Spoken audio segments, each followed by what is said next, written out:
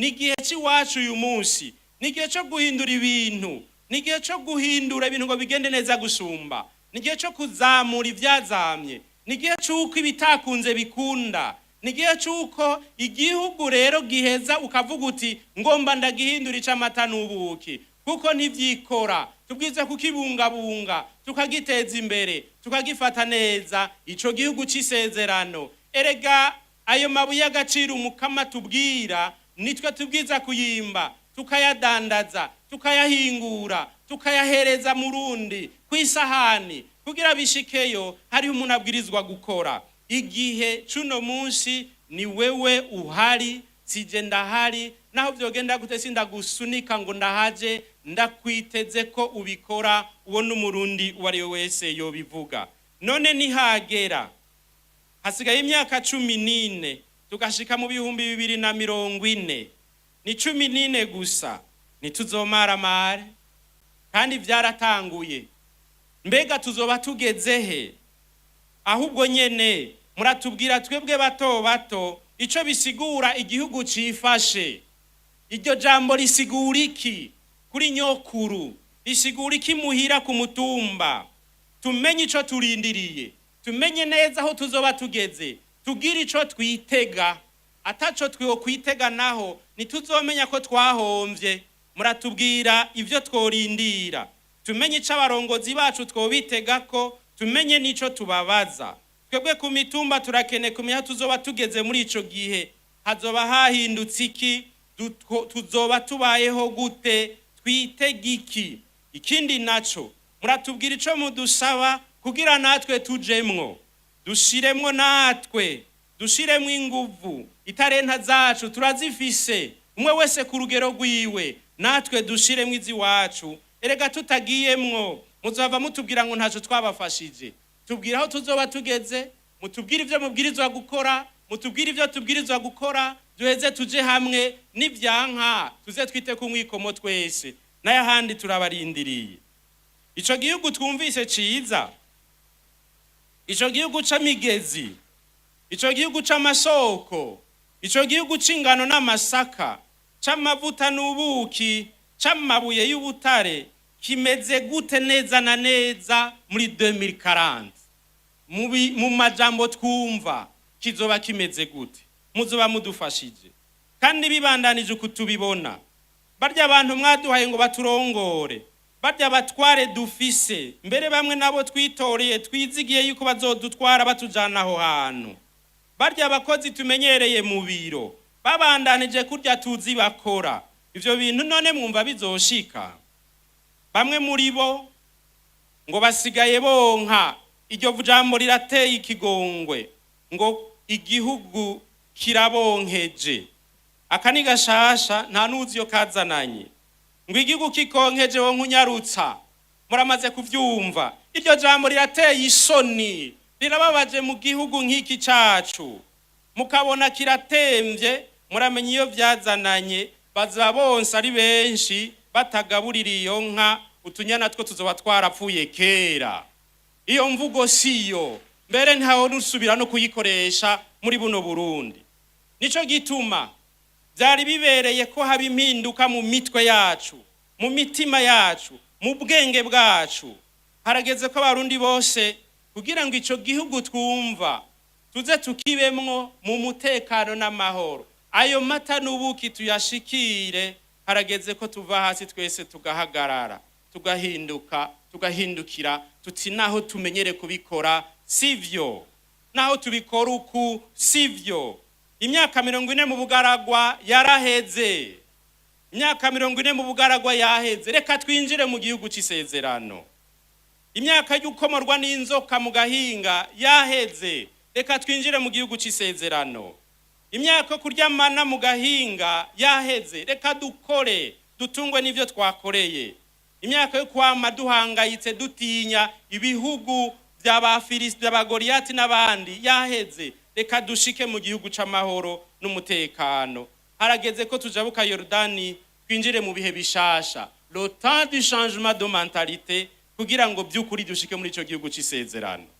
Muze tuzirikane, dutegere ingene ijambo ry'Imana naryo nyene ridusaba gukora mu kuri ngo twubake igihugu c'amata n'ubuki. Dukore mu kuri twubake igihugu c'amata n'ubuki. Ngiri jambo ngiye gushimikirako muri kano kanya. Jambo ry'Imana twumvise turisanga kwa Matayo kigabane ca 25 kuva ku murongo wa 14 gushika kwa 30. Nyene cubahiro mu gihugu cacu c'u Burundi n'umutambukanyi wanyu. Ubahwa mwese bene cubahiro mujejwe amabanga hambaye mu nzego nkuru z'igihugu. Mwebwe mwese mwemera Imana mukuraniye hano muri kino gisabisho. Tugire Kristu. Tugire Kristu. Imana se umukama wacu Yezu Kristu nihezagirwe yo yaduhaye gusubira gukoranira hano mu mpera z'umwaka ngo twikengurukire ku vyiza vyinshi twagabanye, tuyisaba imbabazi no kuvyo tutaranguye neza, tongere tuyihereze uyu mwaka ugiye gutangura. Ivyo umukama yatugiriye n'agatangaza, turi mu kanyamuneza. Ico gituma dushaka gushima bivuye ku mutima. Naho tutigenjeje neza, Imana ntiyadukuye kwijisho, ahubwo iduhaye guheza umwaka turi bazima. Itwongeye umwanya ngo twinagure, itwongeye iminsi ngo twisubireko, itwongeye kubaho ngo twige kubana, yatwongeye ijambo ngo twige kumviriza abandi. Uwo mwaka kuri benshi wabaye mushasha, na cane cane ku ndongozi zacu zivyagiye ngaha. Wabaye mushasha ubona ko hana amatora yatayemwo, maze benshi bagashimwa canke bagasubira gushimwa, bagashingwa amabanga mashasha, bagashirwa mu bindi bibanza kugira ngo bazamure ivyo biba vyarazamye, bateragire bimere, bavomere binage, babinagure, natwe bene gihugu turonka amata n'ubuki.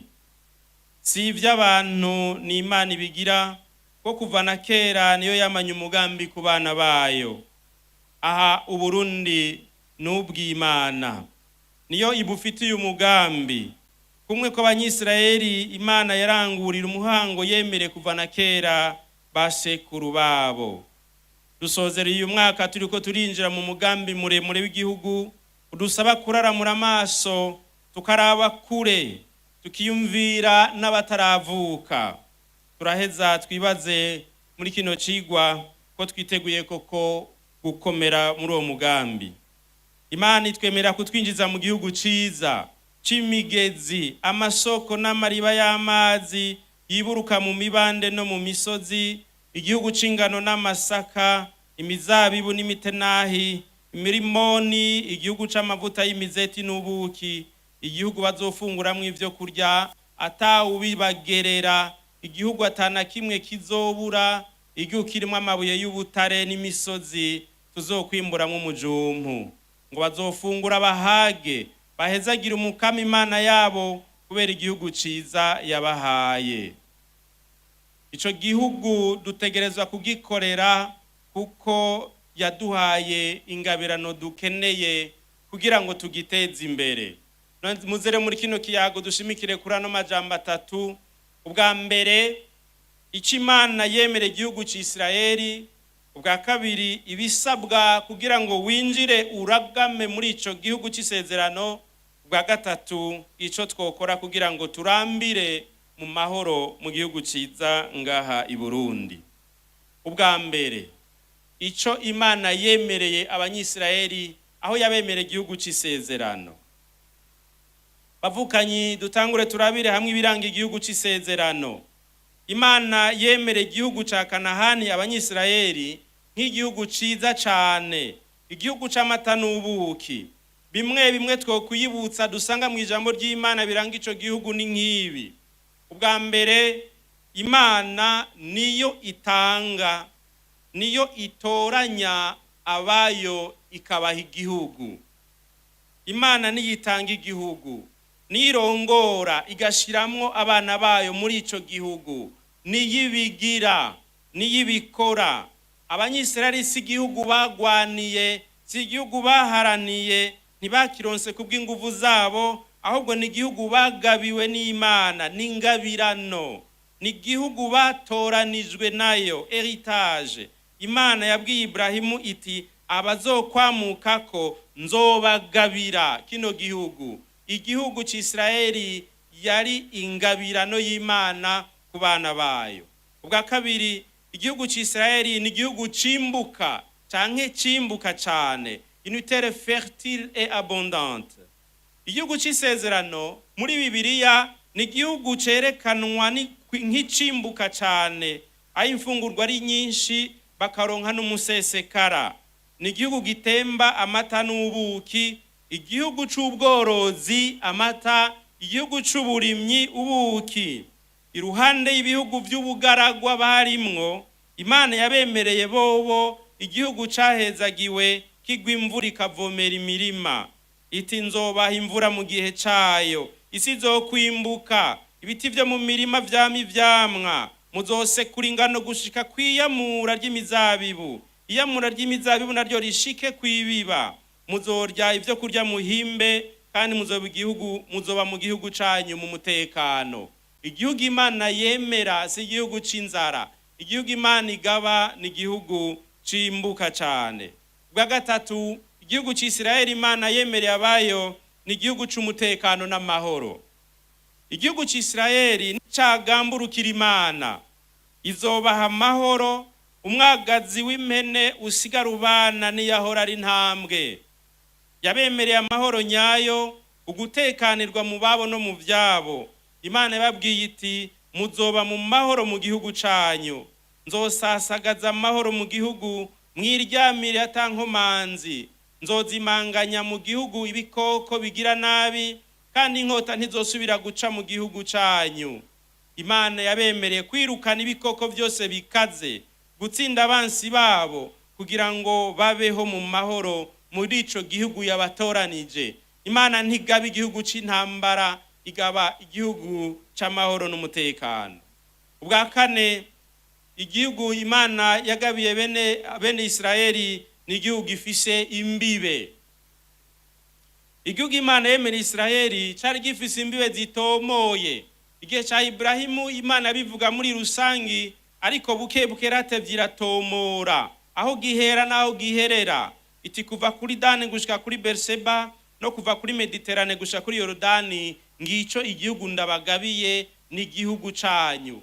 Igihugu c'Imana kirafise imbibe, kandi babwirizwa kucakira no kukibamwo bakacuzura kuva aho gihera gushika aho giherera.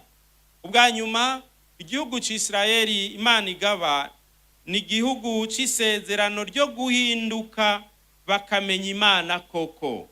Igihugu co guhinduka, kwemererwa igihugu ntibigarukira ngaha kw'isi. Imana aho yabagabira igihugu ntiyashaka ngo baze babe kw'isi biherere kw'isi. Imana yashatse kubemerera ubuzima budahera mw'ijuru. Igihugu cera ndabazoragwa mw'ijuru ni ingereranyo y'igihugu nyaco bazobamwo ubuzima budahera. Igihugu c'isezerano ni igihugu tuzobamwo imyaka itazohera. Imana ntitanga ibihera, Imana ntitanga ibisaza, Imana ntitanga ibitituka, idushakira ubuzima hamwe nayo mw'ijuru.